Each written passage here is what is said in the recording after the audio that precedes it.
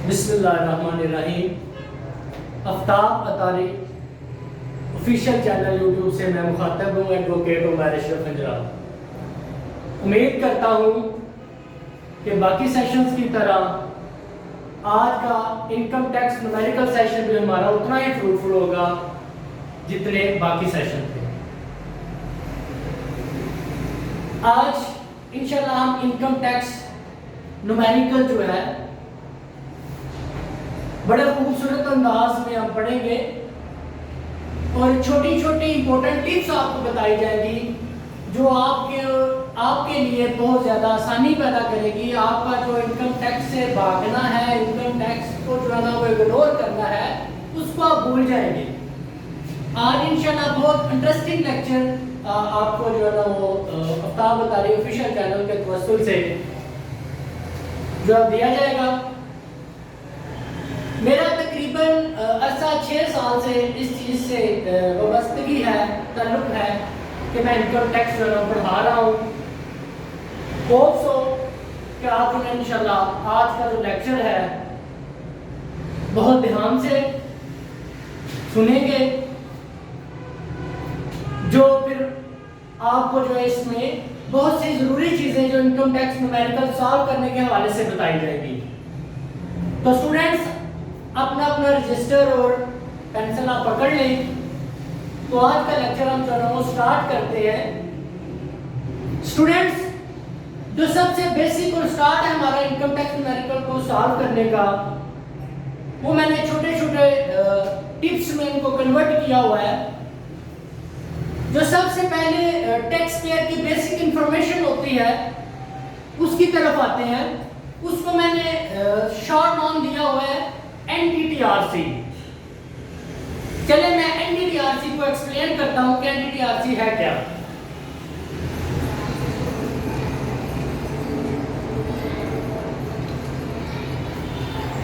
N stand for male, कोई भी होगा, एक्सवाईजी कोई भी होगा। T stand for tax year, second T stand for tax year ended. R stand for residential status, वो normally resident ही होता है। और C stand for computation of taxable income या टैक्स पेएबल इनकम।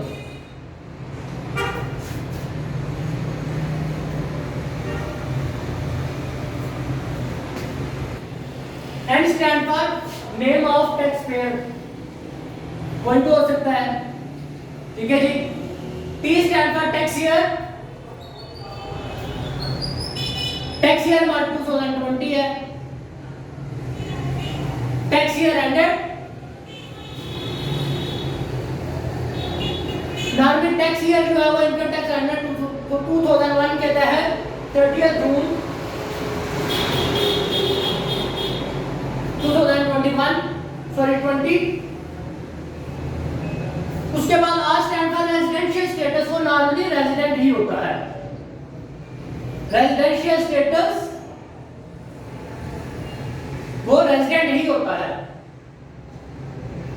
और C stand for computation of tax payable income या tax payable, computation taxable income या tax payable. अच्छा स्टूडेंट्स, यहां हम अपनी मर्जी से डिटेल भी लिख सकते हैं, पार्टिकुलर्स भी लिख सकते हैं। पहला जो कॉलम है आपका वो नॉर्मली एग्जाम्प्ट वाला है और दूसरा जो है वो टैक्सेबल है, ठीक है। इनकम टैक्स में नॉर्मली जो सबसे पहली चीज काउंट की जाती है, देखा जाता है कि जो टैक्स पेयर है इसका जो सोर्स ऑफ इनकम है वो कौन सा है। तो इनकम टैक्स ऑर्डिनेंस 2001 के तहत इनकम फ्रॉम सैलरी का उसका वो सबसे पहला सोर्स ऑफ इनकम है, income from salary.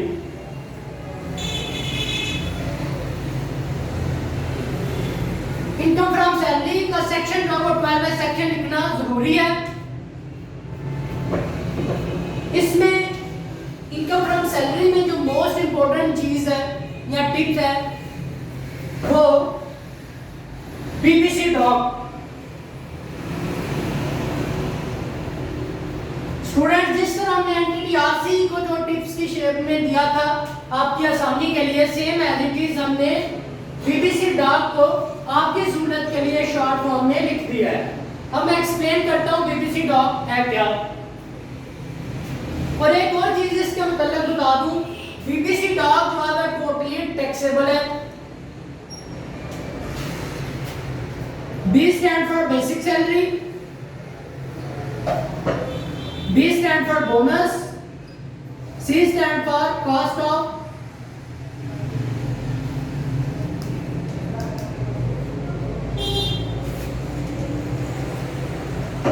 C stand for commission, D stand for DNS allowance,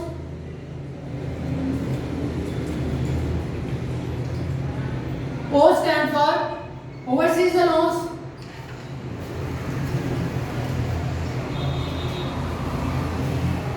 and C stand for cost of living allowance.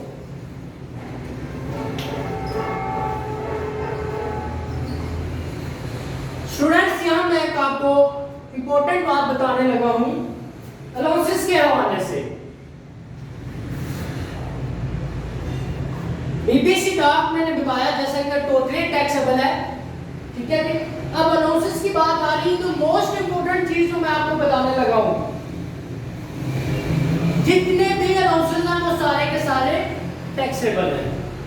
जितने भी अलाउंसेस हैं सारे के सारे टैक्सेबल है, सिवाय स्पेशल अलाउंस के और बेसिक मेडिकल अलाउंस के 10% तक एग्जम्पशन है, बाकी वो भी टैक्सेबल है। मैं अपनी बात रिपीट करता हूं, अलाउंसेस सारे के सारे क्या हैं, टैक्सेबल है। स्पेशल अलाउंस फुली एग्जम्प्ट है और medical allowance up to 10% of basic salary तक एग्जम्प्ट है। इसके अलावा जितने भी अलाउंसेस हैं वो सारे के सारे टैक्सेबल है।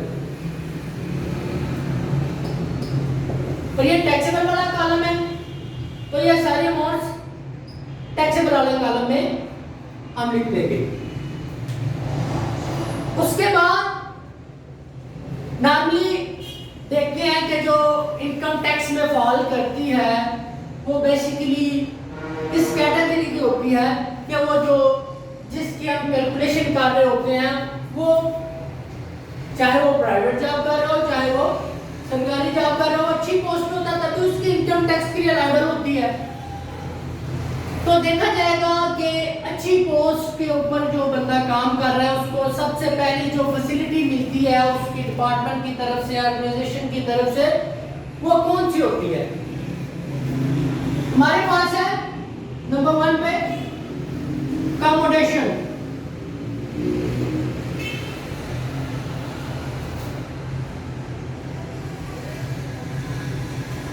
अकोमोडेशन मतलब रहाइश।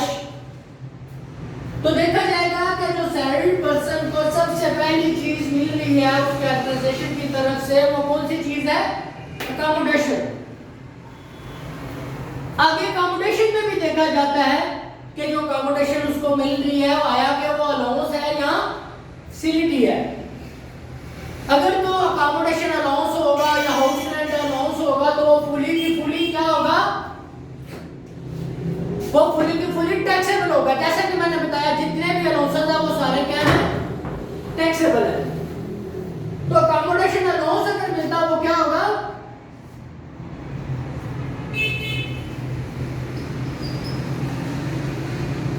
फुली टैक्सेबल होगा।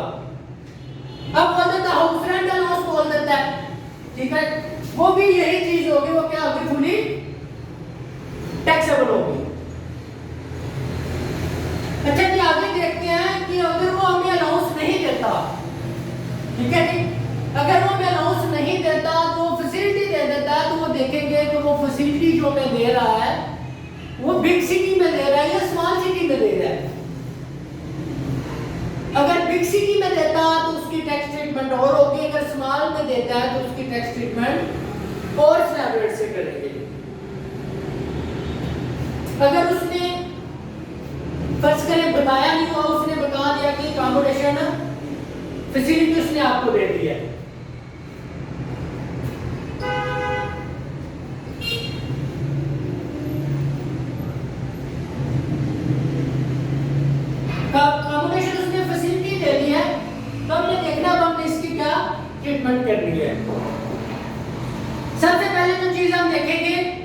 हम ये देखेंगे कि जो इसने फैसिलिटी दी है, आया कि वो स्मॉल सिटी में है या बिग सिटी में है।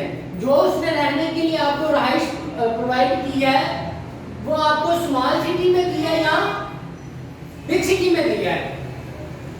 अच्छा, समथिंग ऐसा होता है कि ऑर्गेनाइजेशन वाले आपको पेमेंट दे देते हैं, ये ले जी आज ये पैसे हैं, आप अपनी मर्जी से क्या कर लें, कहीं भी रहाइश ले लें।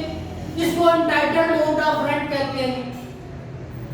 अब जो ट्रीटमेंट है अकोमोडेशन फैसिलिटी की, उसमें नंबर 1 पे है अनटाइटल्ड अमाउंट ऑफ रेंट।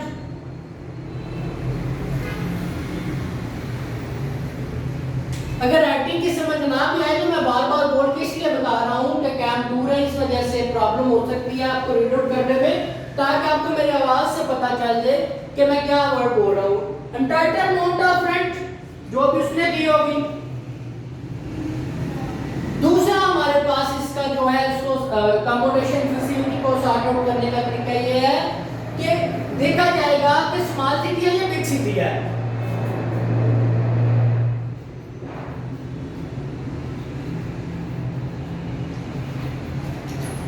अगर तो बिग सिटी है तो 45%, अगर स्मॉल सिटी है तो 30%। 30% किसका लेंगे?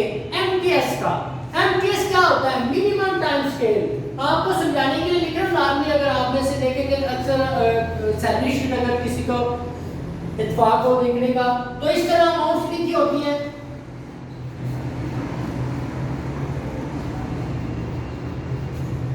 ये वाली जो अमाउंट है इसको हम बोलेंगे एमटीएस, मिनिमम टाइम स्केल।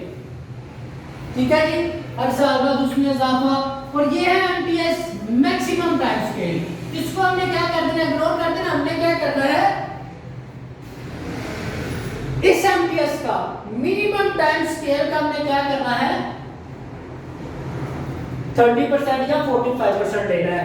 वो आपको मैंने बता दिया। अगर बिग सिटी होगा तो 45% ऑफ एमटीएस ले लेंगे, अगर स्मॉल सिटी होगा तो हम 30% ऑफ एमटीएस लेके, ठीक है जी। Entitled amount of rent 1 or 2 whichever is high will be taxable. Entitled amount of rent ये 30% या 40% वो अकॉर्डिंग टू देखेंगे बिग सिटी है या स्मॉल सिटी है। अगर स्मॉल सिटी है तो 30% ले लेंगे, अगर बिग सिटी है तो 45% ले लेंगे। हमने क्या करना है, अनटाइटल्ड अमाउंट ऑफ रेंट और दूसरी अमाउंट हमारे पास आ गई है अकॉर्डिंग टू परसेंटेज। इन दोनों अमाउंट्स में से जो हायर अमाउंट होगी उसको क्या कर देंगे, टैक्सेबल कर देंगे। अनटाइटल्ड अमाउंट ऑफ रेंट और दूसरी अमाउंट जो 45% या 30% अकॉर्डिंग टू बिग सिटी और स्मॉल सिटी के हिसाब से वर्किंग करके आएगी एमटीएस का लेके, उसका क्या कर देंगे, देखेंगे दोनों का जो हायर अमाउंट होगी उसको हम टैक्सेबल कर देंगे। क्वेश्चन में अगर एमटीएस नहीं दिया हुआ तो फिर क्या करेंगे? अगर क्वेश्चन में उसने एमटीएस नहीं दिया हुआ तो हमने फिर जो हमारी बेसिक सैलरी होगी, बेसिक सैलरी का हमने क्या करना है, 45% या 30% लेके उसको हमने क्या वर्किंग करके जो अनटाइटल्ड अमाउंट और उसका डिफरेंस होगा, जो हायर अमाउंट होगी उसको हम क्या कर देंगे, टैक्सेबल कर देंगे। ये तो थी अकोमोडेशन। उसके बाद दूसरी चीज जो हमारे पास आती है, मैं एक आपको चीज वाज़ह तौर पे बता दूं कि ये इस चीज की समझ सिर्फ उसी बंदे को आएगी जो बंदा तवज्जो से वीडियो सारी देखेगा। और मैं आगे भी मज़ीद इसकी ऐसे ही जिस तरह मैंने एनटीटीआरसी और बीबीसी डॉक की टिप्स दिया, सेम एज इट इज ऐसी इंपॉर्टेंट टिप्स आपको आगे भी बताई जाएंगी जिससे न्यूमेरिकल आप इजीली सॉल्व कर सकते हैं। तो लिहाजा आप आफ्ताब अतारी ऑफिशियल चैनल के साथ जुड़े रहिए और इस वीडियो को पूरा देखें और इसको शेयर भी करें ताकि बाकी लोग भी इससे मुस्तफीज हो सके। अच्छा जी, मैं बात कर रहा था कि अकोमोडेशन के बाद जो दूसरी चीज कोई भी ऑर्गेनाइजेशन है, प्राइवेट है या गवर्नमेंट है, जो अपने एम्प्लॉय को सहूलत देती है वो होती है कन्वेंस।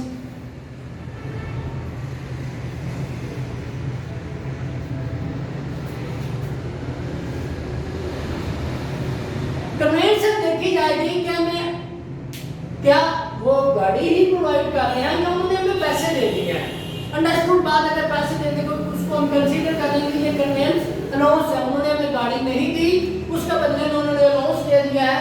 तो अलाउंसेस का मैंने आपको वाज़ेह तौर पे बता दिया, अलाउंसेस जितने भी होंगे वो सारे के सारे क्या होंगे, टैक्सेबल होंगे। अगर आपका एम्प्लॉयर आपको अलाउंस दे रहा है, कन्वेंस अलाउंस के नाम से पैसे दे रहा है, तो वो फुली टैक्सेबल होंगे। जैसा कि मैंने पहले बता दिया था जब हम ड्यूटी स्टार्ट कर रहे थे कि अलाउंसेस सारे के सारे टैक्सेबल होते हैं, मास वाई स्पेशल अलाउंस के और 10% ऑफ मेडिकल अलाउंस तक एग्जम्पशन है, बाकी वो भी सारा टैक्सेबल है। ठीक है, ये तो था अलाउंस। अगर वो हमें अलाउंस नहीं देता, फैसिलिटी दे देता है, तो फिर हम देखेंगे कि जो उसने फैसिलिटी दी है वो किस पर्पस के लिए है।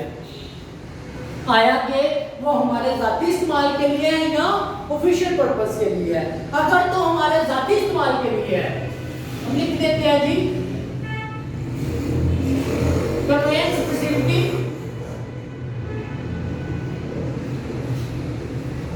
फॉर पर्सनल और प्राइवेट यूज।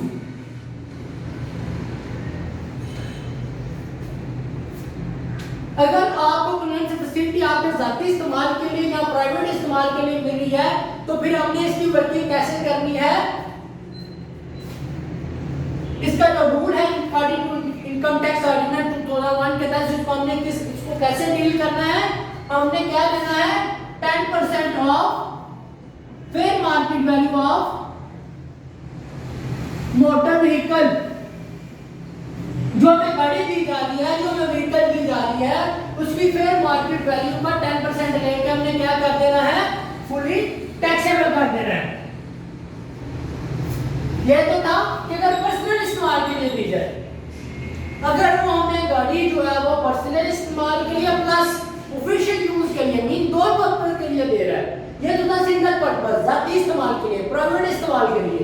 अगर आपको गाड़ी को दो पर्पस के लिए दे रहा है कि आप घर में भी यूज कर सकते हैं, अपने जाती इस्तेमाल में भी, प्लस ऑफिशियल पर्पस के लिए भी, ऑफिस के लिए भी, देन क्या रूल होगा हमारे पास,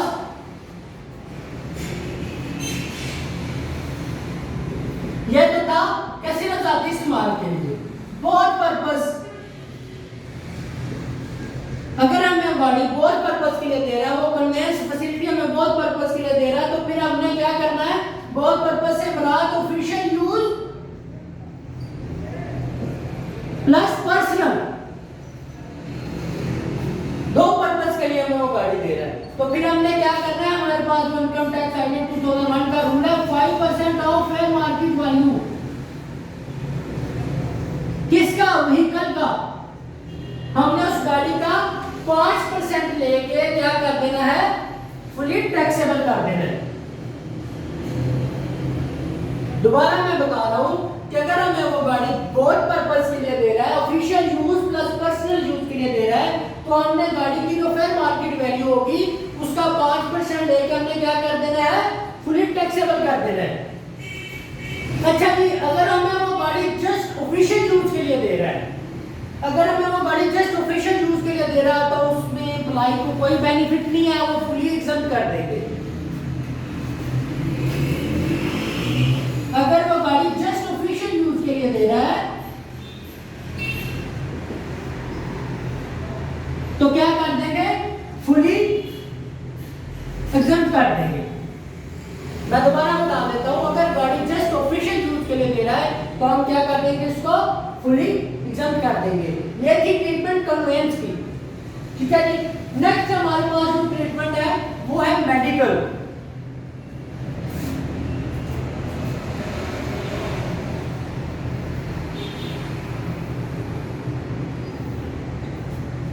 मेडिकल या मेडिकल हॉस्पिटलाइजेशन।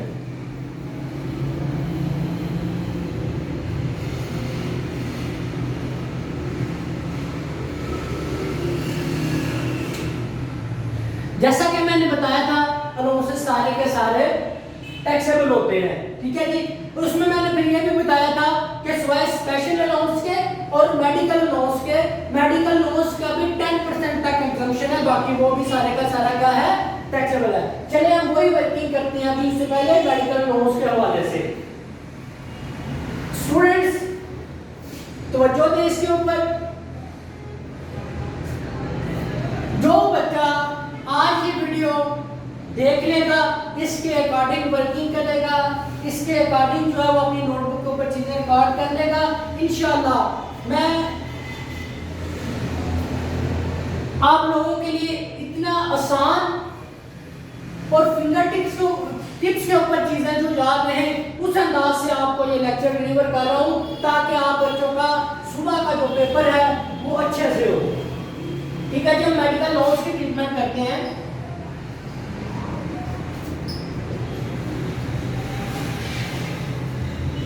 फॉर एग्जाम्पल आपको जो मेडिकल लॉस दिया गया उसमें दिया हुआ है 50,000।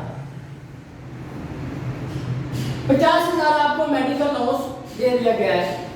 हमें एग्जम्पशन कहां तक मिली हुई है? 10% ऑफ बेसिक सैलरी। ठीक है जी, हमें एग्जम्पशन मिली हुई है exempt up to 10% of basic salary. आपने क्या करना है, बेसिक सैलरी का 10% लेके एग्जाम्प्ट कर देना है, बाकी जितना भी एडिशनल होगा वो टैक्सेबल हो जाएगा। अगर 10% जो है गिवन अमाउंट से ज्यादा है तो फिर कोई ट्रीटमेंट नहीं होगी, हम एज इट इज उसको ऐसे लिख के छोड़ देंगे। अगर मेडिकल जो लॉस की गिवन अमाउंट है वो 10% ऑफ बेसिक सैलरी से ज्यादा होगी, तो जितनी ज्यादा होगी उतनी को हम क्या कर देंगे, टैक्सेबल कर देंगे।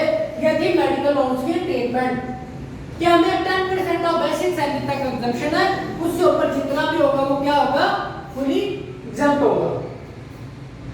सॉरी, 10% के ऊपर जितना भी होगा सारे का सारा टैक्सेबल होगा।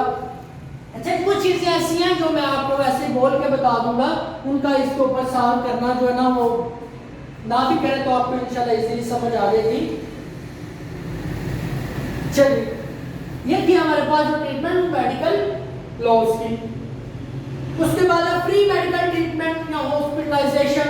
अगर आपकी ऑर्गेनाइजेशन आपका एम्प्लॉयर आपको फ्री मेडिकल ट्रीटमेंट दे रहा है, ठीक है जी, वो फुली एग्जम्प्ट होगी। बच्चे बुक्स आपने ओपन की हुई हैं, ठीक है जी, आपको आइडिया होता जाएगा, आपने बुक ऑलरेडी पढ़ा भी हुआ है, मजीद आपके लिए आसानी पैदा हो जाएगी। मेडिकल ट्रीटमेंट या हॉस्पिटलाइजेशन, फ्री मेडिकल ट्रीटमेंट या हॉस्पिटलाइजेशन आपकी फुली एग्जम्प्ट होगी। Medical bill reimbursed. रीइंबर्स का मतलब होता है कि आपके एम्प्लॉयर ने आपको ये सहूलत दी हुई है कि आज वहाँ लोग मेडिकल अपना ले ट्रीटमेंट करवाएं, उधर से आप बिल बुलवा लाए, रसीद बुलवा लाए, ठीक है जी, ऑथेंटिक रसीद जिसके ऊपर उस दिन की मोहर लगी हो, प्रॉपर उस हॉस्पिटल का प्रॉपर कार्ड हो, तो वो आपको उसकी पेमेंट जो है वो रीइंबर्स कर देंगे, मीन के वो पैसे आपको वापस मिल जाएंगे। मगर according to income tax idea 2001 कहता है अगर कोई बिल रीइंबर्स कर रहा है मेडिकल के हवाले से वो फुली एग्जम्प्ट होगा। अच्छा, एक चीज यहाँ मैं आपको क्लियर कर दूं कि मेडिकल अलाउंस और मेडिकल फैसिलिटी अगर दोनों एक साथ ही होगी तो फिर हमने क्या ट्रीटमेंट करनी है, हमने मेडिकल फैसिलिटी फुली एग्जम्प्ट कर देनी है और ये जो मेडिकल लॉस होगा इसको फुली टैक्सेबल कर देना है। अच्छा जी, नेक्स्ट हमारे पास जो है वह इंटरटेनमेंट। ये जो चीजें बोर्ड के ऊपर समझाने वाली है वो मैं आपको साथ साथ क्लियर करता जाऊंगा, जो वैसे बताने वाली है वो मैं आपको ऐसे बताता जाऊंगा। इंटरटेनमेंट नॉर्मली सैर तफरीह वगैरह। अच्छा, एंटरटेनमेंट अगर अलाउंस होगा तो जैसा कि मैंने आपको पहले भी बता दिया हुआ है, लॉसेस जितने भी होंगे सारे के सारे क्या होंगे, टैक्सेबल होंगे। तो same as it is entertainment अगर अलाउंस आपका मालिक आपको दे रहा है तो फुली टैक्सेबल होगा। इसके अलावा ऑफिस वर्क में आपको जो है वो फ्री टी कॉफी वगैरह प्रोवाइड कर रहा है, इस तरह की कोई भी सहूलत दे रहा है वो फुली एग्जम्प्ट होगी। उसके बाद अगर आपको फ्री फूड या सब्सिडाइज्ड लंच वगैरह प्रोवाइड कर रहा है मालिक तो वो फुली एग्जम्प्ट होगा अगर वो होटल के एम्प्लॉइज होंगे। अदर देन होटल एम्प्लॉइज अगर कोई मालिक आपको फ्री लंच वगैरह प्रोवाइड कर रहा है, फ्री फूड सब्सिडाइज कर रहा है, सब्सिडाइज का मतलब ये होता है कि चीज के 50 रुपए है तो वो आपको 20 या 30 में दे रहा है तो वो सब्सिडाइज के मीनिंग में आएगा, तो वो भी फ्री फूड लंच फैसिलिटी। अगर होटल एम्प्लॉय नहीं है तो फुली टैक्सेबल होगा, अगर होटल का एम्प्लॉय है, ठीक है जी, तो वो फुली एग्जम्प्ट होगी। इसके साथ आपका मालिक जो है hotel bills paid by company relating to official trip या ऑफिशियल टूर, इस तरह का कोई भी बिल, किसी भी किस्म का बिल, होटल भी जो ऑफिशियल टूर के हवाले से आपका मालिक जो अदा कर रहा है वो फुली एग्जम्प्ट होगा। अगर वही सेम एज वही ट्रीटमेंट है, फर्क सिर्फ ये इतना, पहला ये था कि ऑफिशियल पर्पस के लिए आपके होटल का बिल उसने पे किए थे, ठीक है जी। दूसरी जो ट्रीटमेंट है वो प्लेयर ट्रिप के हवाले से है, आपकी अपनी जाती सैर व तफरीह के हवाले से है, तो वो फुली जो क्या होगा, टैक्सेबल होगा। अच्छा जी, आगे हमारे पास है स्पेशल एडिशनल अलाउंस। मैं साथ साथ क्या लिखता भी जाता हूँ ताकि आपको जो है इस चीज का आइडिया भी होता जाए। हमने पहले क्या पढ़ा, एंटरटेनमेंट। एंटरटेनमेंट का मैंने आगे आपको एक्सप्लेन कर दिया। उसके बाद हमने जो चीज पढ़ी है वो है special additional allowance.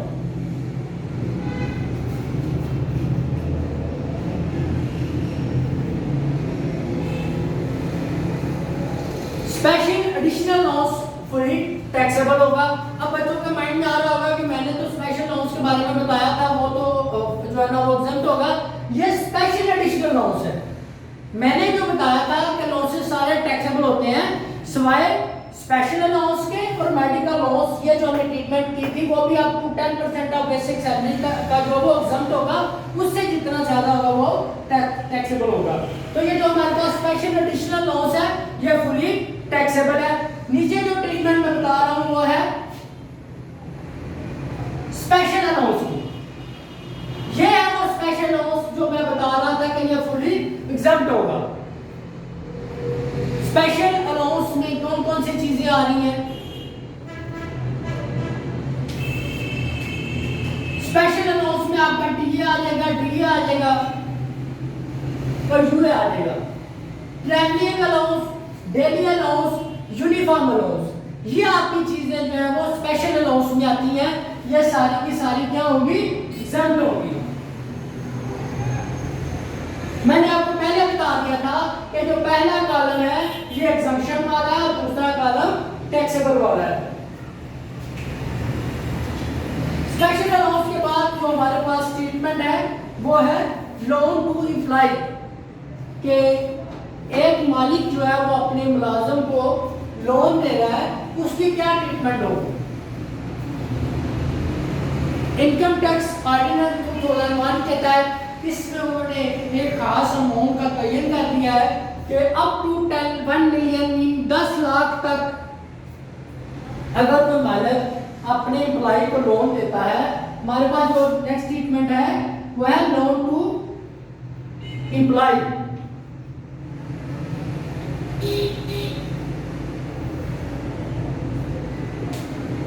Up to 1 million mean 10 lakh तक अगर कोई मालिक अपने एम्प्लॉय को लोन देता है तो उसकी कोई ट्रीटमेंट नहीं होगी। अगर 10 लाख से ज्यादा देता है तो फिर उसकी हम ट्रीटमेंट जो है वो। अच्छा स्टूडेंट्स, क्योंकि हमने लोन टू एम्प्लॉय की वर्किंग करनी थी और मुझे स्पेस की भी जरूरत थी, इस वजह से जो है ना मैंने इरेज कर दिया लोन टू एम्प्लॉय।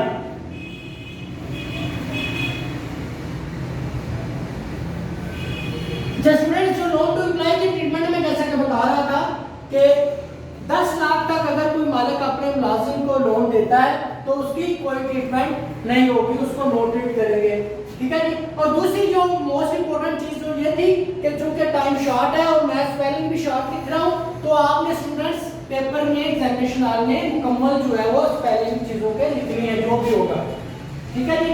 अच्छा, पहली चीज ये थी कि अगर अंडरस्टूड बात है कि मैंने बताया कि 10 लाख तक अमाउंट होगी तो उसकी कोई ट्रीटमेंट नहीं होगी। अगर कोई मालिक जो है वो अपने एम्प्लॉय को इंटरेस्ट फ्री लोन दे देता है, कि कहता है मैं आपसे इंटरेस्ट चार्ज ही नहीं करता, अमाउंट जो 10 लाख से ज्यादा और कहता है कि मैं आपसे इंटरेस्ट चार्ज ही नहीं करता, तो फिर हमने क्या करना है, हमारे पास पहली चीज है वो है interest free loan. Interest free loan ये तो मालिक ने दिया ना, मगर टैक्स डिपार्टमेंट या एफपीआर वाले इस चीज को एक्सेप्ट नहीं करते। एफपीआर वाले क्या करेंगे, वो according to BMR benchmark rate, फर्ज करेंगे उसने जो है ना वो आपको अमाउंट जो दी थी लोन टू एम्प्लॉय वो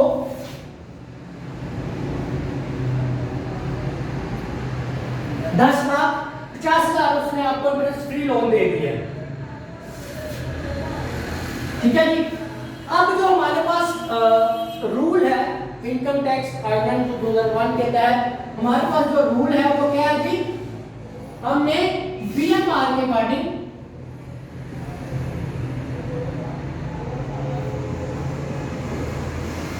बेंचमार्क रेट के मुताबिक इसके अंदर वर्किंग करके उसको फुली टैक्सेबल कर देना है। तो चूंकि मालिक ने हमें इंटरेस्ट फ्री लोन दी है, मगर टैक्स पर्पस के लिए हमने इसकी क्या करनी है, वर्किंग करनी है। तो वो हम स्टूडेंट्स वर्किंग करते हैं।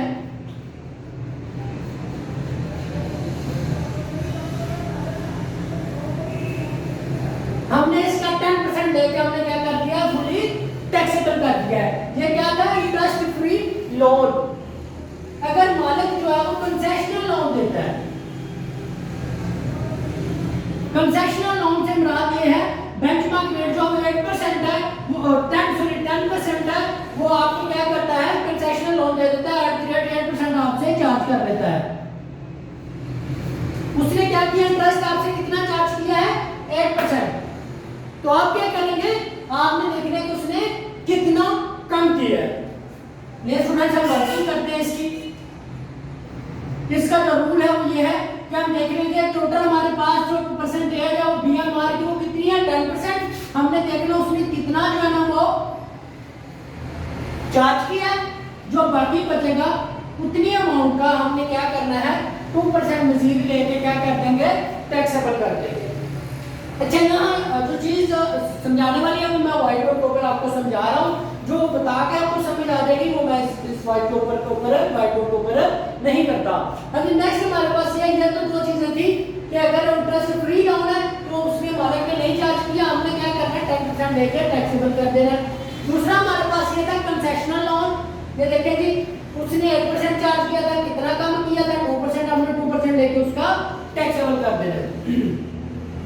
अब जो हमारे पास चीज है थर्ड वन, वो ये है कि अगर बेंचमार्क रेट है 10%, मालिक ने भी लोन दिया वो भी क्या कर रहा है, 10% इंटरेस्ट से चार्ज कर रहा है, ठीक है जी, उसकी भी कोई ट्रीटमेंट नहीं होगी। अब बेंचमार्क रेट जो हमारे पास है 10%, जो मालिक है वो क्या करता है, वो 11% चार्ज कर रहा है, मीन 1% एक्स्ट्रा चार्ज कर रहा है बेंचमार्क रेट के मुताबिक, और उससे एक्स्ट्रा अगर वो चार्ज करता है तो उसकी कोई ट्रीटमेंट नहीं होगी। चार्ज नहीं करता फिर हम 10% चार्ज करेंगे, अगर कम करेगा तो जितना कम करेगा उसके अकॉर्डिंग हम क्या कर देंगे, इसको टैक्सेबल कर देंगे। तो स्टूडेंट्स ये थी ट्रीटमेंट लोन टू एम्प्लॉय की। नेक्स्ट जो हमारे पास ट्रीटमेंट है वो है प्रोविडेंट फंड की। मोस्ट इंपोर्टेंट है, ये क्वेश्चन भी आ जाता है स्टूडेंट्स। ये डेफिनेशन में भी ये प्रोविडेंट फंड का पूछ सकता है, और ये ट्रीटमेंट जो प्रोविडेंट फंड के मोस्ट इंपोर्टेंट ट्रीटमेंट है, इंशाल्लाह मैक्सिमम इसके चांसेस होते हैं लोन टू एम्प्लॉय और इसकी प्रोविडेंट फंड की ये पेपर में पूछेगा आपसे। चलेगी मैं आपको ट्रीटमेंट ऑफ प्रोविडेंट फंड जो ना अभी आपको इससे बताता हूँ कि जी प्रोविडेंट फंड की ट्रीटमेंट होती क्या है। प्रोविडेंट फंड जो है वो 3 तरह के, गवर्नमेंट प्रोविडेंट फंड, आगे प्राइवेट प्रोविडेंट फंड के आगे 2 सब काइंड्स हैं, रिकॉग्नाइज्ड प्रोविडेंट फंड और अनरिकॉग्नाइज्ड प्रोविडेंट फंड, ठीक है जी। गवर्नमेंट प्रोविडेंट फंड स्टूडेंट्स, अगर आपने बुक्स ओपन की हुई है, जिनके पास मौसम मुगल की बुक है उनके ऊपर तो ये परफॉर्मा नहीं होगा इस तरह, मगर जिनके पास साधन और मुगल की बुक है इनकम टैक्स की, उसके ऊपर ये परफॉर्मा बना होगा। तो जरा देखिए इसमें गवर्नमेंट प्रोविडेंट फंड में सबसे पहले मैं एक चीज आपको वाज़ह तौर पर बता दूं कि तीनों में, रिकॉग्नाइज्ड में, अनरिकॉग्नाइज्ड में और गवर्नमेंट प्रोविडेंट फंड में एम्प्लॉइज का कंट्रीब्यूशन ऑलरेडी इनकम उसमें ऐड होगा। क्योंकि जाहिर बात है मालिक ने जब सैलरी देनी है तो जो उसने डिडक्शन करनी होती है इन चीजों के नाम की वो ऑलरेडी उसमें से कर लेता है। तो एम्प्लॉइज कंट्रीब्यूशन ऑलरेडी इंक्लूड होगा सैलरी में, फुली एग्जम्प्ट होगा। Employer contribution recognised government provident fund में और जो है वो फुली एग्जम्प्ट होगा। Interest credited government provident fund में उसको भी फुली हम एग्जम्प्ट करेंगे।